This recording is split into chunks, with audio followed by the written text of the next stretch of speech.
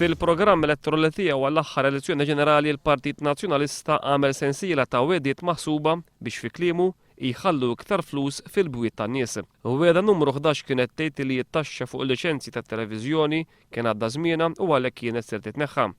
Madankollu wara li l-Partit Nazzjonalista rebaħ l-aħħar elezzjoni ġenerali din it-taxxa baqgħet ma tneħħitx.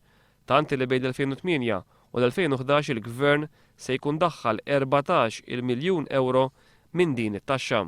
Il-weda li t-taxxa fuq il-liċenzji titneħħa reġgħet kienet irrepetuta f'Novembru tas-sena l-oħra, meta l-Ministru Tonio Fenech kien ippreżenta l-budget għal din is-sena. Mis-sena d-dieħla wkoll se nneħħu l-liċenzja tat-television biex bekk inwettqu weda elettorali oħra. It-tneħħija ta' din il-liċenzja se tħalli madwar 4 miljun euro għand il-familji tagħna.